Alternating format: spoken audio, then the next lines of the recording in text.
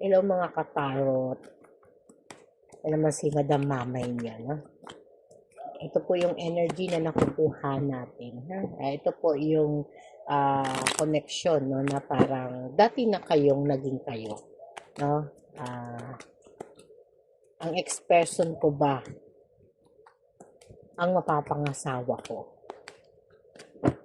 Timeless reading lang po ito, ha? Kung kailan nyo lang po ito makikita, no? Ito'y para sa inyo, ha? At syempre, no, sa mga interesado po, no, na magpa-private reading, no, PM lang kayo, ha? Or diyan lang po, no, sa click nyo lang po yung description box namin. No? At sa mga gusto po, no, magpa-live, magpa-reading po sa live, ha? Meron tayong black apps po, no? Okay po, no, ito na po, ha? Ang ex-person ko na ba ang mapapangasawa ko, no?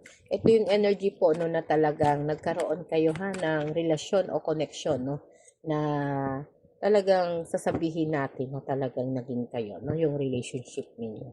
Pero syempre, no, may mga energy dito, no, na nauwi din, ha, sa hiwalayan, no. At yung hiwalayan na to ang naging dahilan po, no, na talagang para magkalayo kayo, ha. Pero syempre, sa tagal ng panahon, no, o lumipas po, no, yung ilang buwan o ilang linggo, yung iba matagal na rin, ha, na talagang hindi pa rin po, no, hindi pa rin po talaga nawawala yung pagmamahal, no, kahit may mga problema na dumating sa relasyon nyo, sa buhay ninyo, no. At ito po, no, yung energy na nakukuha natin, ha, no, ang ex-person ko ba ang mapapangasawa ko, no. At ito po, no, andito yung ating ano, no, Eight of Cups, no, na talagang dumating po, no, sa connection ninyo, no, yung mga energy na lagi kayong nagtatalo, no, nagkakasamaan ng loob, nagseselosan, no. Mas madalas po kasi nagseselos, no, kasi yung person nyo po, no, mapaglihim, ha, mapaglihim, no, talagang may mga sekreto siya, no, na nabubuking mo, no. Sa amin, tas naman siya naglilihim, no, o nagsisekreto, mas doon mo pa mas lalong nakikita, no, yung mga ginagawa niya. Kaya may mga hindi po, no, na nangyari, no, doon mula sa past ninyo, no. Kaya dito po, no, talagang nagdesisyon ka, no, sa sarili mo, no, na makipaghiwalay, no, kahit nga nagkaroon na kayo, no, ng energy na nagkahiwalay na kayo. Syempre andun pa rin po, no, yung emosyon, yung pagmamahal mo, no, mas madalas umiiyak ka pa rin, no, at yung iba naman talagang hindi na, no, naglakas ng loob, no, na magkaroon ng karelasyon dahil nga po nadala, no. At yung iba naman, no, ay talaga namang merong mga karelasyon din, ha, na pero kahit may mga karelasyon, no, si expression pa rin, no, ang pinapangarap, iniisip, no. Pero syempre, no, ito yung energy na parang part na siya ng buhay mo, no, mas nasanay ka na siya na lang yung nakikita mo, siya na lang talaga yung binubuuhan mo, no, na talagang mahalin, no, sa isip mo na masakit pa rin para sa iyo, no. Masakit pa rin para sa iyo, no, yung nangyaring paghihiwalay sa inyo dahil nga doon sa mga sikreto o mga lihim, no, o mga selosan na hindi maawat, no. Kaya away-bati po kayo ng away-bati, no. Kaya napagod na kayo, sabi nga ng Seven of Pentacles, no.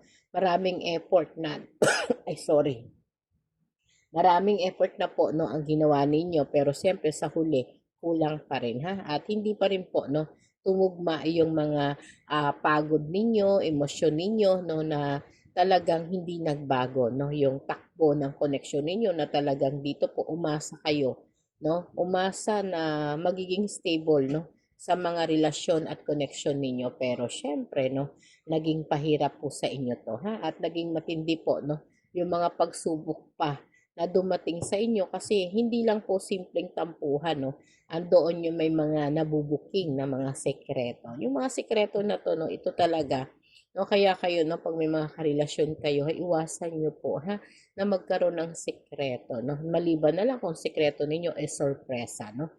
Pero kasi talaga, no, pagka may mga sekreto, no, dito po, no, dito po talaga nasasaktan, no, ang isang karelasyon kapag marami pong nililihim. Kasi syempre pakiramdam niya, no, ay talagang na-betrayal siya, no. At itong energy na to, no, sobrang nagpapahirap po sa person mo. Kaya talagang dumating po, no, na talagang kailangan yung maghiwalay, no? At yung sugat ng kahapon, no, ay paulit-ulit po, no, na naiwan sa mga puso nyo, sa mga isip nyo, no? Kaya kahit nagmamahalan, no, ay talagang nasasaktan, no? At ang the power po, no, nagkaroon po, no, ng mga biglaan, na komprontasyon, no, pagtatalo, at malakas po, no, yung naging impact ng relasyon nyo na gumuho, no, ng mabilis, no.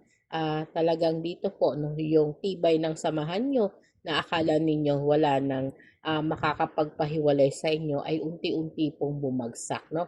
Ibig sabihin, no, kung sakaling dumating sa panahon na kayo po'y magkabalikan, no, ay hindi naman talaga magkakaroon, no, ng pagkakaiba, no, sa pakikitungo sa inyo, pero syempre kailangan nyo na magkaroon ng lesson, at kailangan na talaga, no, na maging bago, no, yung malaking pagbabago, no, sa mga ugali, sa mga sitwasyon ninyo. Syempre ang Four of Wands po, no, ito yung energy na kailangan nyo magkaroon ng stable, no, na pundasyon, para kung gusto nyo, no, na talagang seryoso na kayo dahil nga mahal nyo pa ang isa't isa, no, ay gusto ninyo magpakasal, no, sabi nga talagang kailangan nyo po kontrolin, at kung may mga kulang, no, at kailangan maging sigurado, no, kailangan nyo munang ayusin, ang isa't isa, no, para maging mapayapa naman po, no, yung pagsasama ninyo, yung connection ninyo, no, kasi syempre, no, hindi naman po ganun kadali, no, na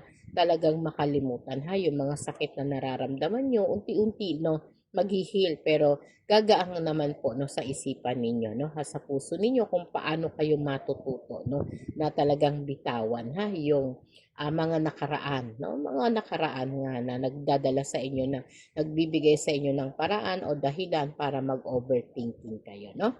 Kaya dito po, no, sinasabi pa rin, si Queen of Pentacles, no, si Ten of Cups, no, ay talagang si Five of Pentacles po, no, naka-reverse, no.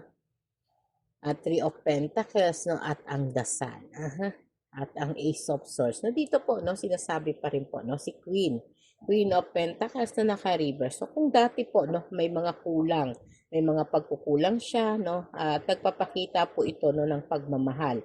At hindi pa rin po ito magiging practical, no, na relationship ninyo, no, kasi maraming bagay o marami pa kayong dapat ayusin, At kailangan, no, unahin nyo muna, yung pakikisama ninyo sa isa't isa. Kailangan maging tama po, no, at maging maayos po, no, mas maging naaayon po sa mga gusto ninyo, no, yung mga pangarap ninyo, para doon nyo po kasi makukuha, no, yung saya, yung mga pagbabago na talagang pinapangarap ninyo, no. Kailangan nyo talagang makasigurado, no, na mas maging maayos na, no, yung inyong mga ugali, no, yung mga lihiman, yung taguan, no, wala ng sekreto, no, kasi may potential po talaga na maging masaya, no, maging masaya po at maging future kayo, no, na bilang mag-asawa. Kasi pareho naman po kayo talagang nagsisikap, no, na magmahalan at magkaroon po ulit ng connection, no. Sinasabi pa rin Sinasabi pa rin po dito, no, sa Five of Pentacles na talagang unti-unti po na talagang gumaganda na po yung sitwasyon ninyo, no, at ang buhay ninyo, no, ay talagang papunta na rin sa pag-usad, no, at kung magkakaisa kayo, no, aangat po, no, yung relationship ninyo at mapupunta kayo sa isang relasyon na may tagumpay, no, at hindi lang po tagumpay sa emotionally, no, pati po sa financially, no, kaya talagang dito po, no, hindi na kayo katulad ng dati, na may mga kakulangan at problema po, no, sa inyong mga sitwasyon o buhay, no. Sabi nga ng Three of Pentacles, no, na naka-reverse pa rin po, no. Ito yung energy na talagang kailangan pa rin, mag-effort po, no, at magkaroon kayo ng teamwork, no, sa relationship niyo. Dapat lang na mas maging malinaw po, no. At dito po, no, sinasabi pa rin po, no, sa Three of Pentacles, dapat kasi mas malinaw sa inyo, na yung connection ninyo, no, bilang mag-ex, no, kailangan maayos ninyo, at magkaroon po, no, ng pagsisikap, no, kasi parehas naman po kayo nagmamahalan, kaya dito po, no, tuluyan ninyong ayusin ang partnership ninyo, no, kasi katabi po ang dasal, kaya dito po may possibility po na talagang ang enerhiya o pagkakataon, no, na ipakita ninyo, no, yung saya, no, at yung pagmamahalan ninyo, no, ay magdadala po ng magandang kinabukasan, no, kung talagang magtutuloy-tuloy po, no, yung pagkakaintindihan nyo, pagiging masaya ninyo sa isa't isa. So, so, no, na natalaga na yung plano at damdamin na dito kailangan yung maayos, ha. At syempre pag-usapan po, no, ng mas malinaw yung mga desisyon, no, para maging stable ang relationship ninyo, no. Kaya dito po, no, sinasabi pa rin po ng two of wands, no, at ang justice, no. Ten of wands, no, at ang ating three of wands, no, page of swords, no, at ang ating king of cups, no. At dito po, no, sinasabi pa rin po dito ng two of wands, no, may mga nakakaalam na ng direksyon, no, na para sa inyo talaga. No, ito ay hindi basta-basta po, no, na pagtatagpo lang, ha. May plano talaga ang tadhana, no. Pero syempre kailangan yung pumili, no, ng tamang pamamaraan o tamang hakbang, no, na pwedeng wag lang idaan sa padalos-dalos, ha. Pag-usapan niyo ng mabuti, no? Siyempre, ito po ang justice, no? Na may karma, no? Na talagang ang karma, kailangan yung pag-aralan, no? Para kasi kayo po'y magiging magkasama, no? Sa isang yugto ng buhay ninyo dahil nga kayo ay magkarelasyon, no? Yun nga lang, no? Nagkaroon lang ng part sa buhay nyo na naging mag-ex kayo, no? Pero ito na yung tamang panahon para harapin nyo na, ha? Ang katotohanan na kailangan yung aminin, no? Yung mga pagkakamali ninyo, no, at yung mga pagkakamali na yon, no, pwede na ninyong ibaon, ha, ibaon sa limot, no, na parang walang nangyari, no, at para matapos na rin po yung puro sisihan, no, sa isa't isa, no, at baguhin nyo na, ito na yung time, no, sa ten of wands na talagang maramdaman nyo naman, ha, yung kapaguran, no, parehas kayong napagod, no, sa bigat ng nakaraan, no, ng relasyon ninyo, kaya gusto ninyo nang bitawan to, ha, yung mga sama ng loob, no, ipamigay nyo na, sabi niya. Pero sinyalis po ito na pwede na kayong magkaroon, ha, ng magandang pipiliin sa inyong pag-aayos, no, na lalo na po sa usaping relasyon, no. Sabi nga ng Three of Wands, no, ay ito yung may pagkakataon na talagang magkaroon ng future sa inyong dalawa, no, na pwedeng magkabalikan, no. At ito yung energy na kailangan sigurado kayo, ha, na sarado na o may tuldok na po, no, yung usapin sa nakaraan ninyo, no, na yung yugto ng buhay ninyo, no, kung ano man yung nakaraan ninyo, kagaya nga ng nasasabi ko sa inyo noon, nakukuha nating energy, no, kumbaga isarado nyo na yung pinto na yon, ha. At dito na kayo sa mga bago, no, na naghihintay para sa tamang timing ng inyong kapalaran, no, o tadhana, no. Sabi nga ng Page of Swords, no, handa na kayo, ha. Handa na kayo magkaroon ng magandang komunikasyon para mangyari na yung mga tadhanang inihanda sa inyo ni universe, no. Syempre pag-usapan ninyo, ha, ng kailangan maging totoo, no, at bukas, no, maging plano ninyo, no, para sa kinabukasan ninyo, at hindi lang pwede, no, na itatago ninyo yung mga emosyon ninyo na may mga nakatago pa sa puso ninyo, ha.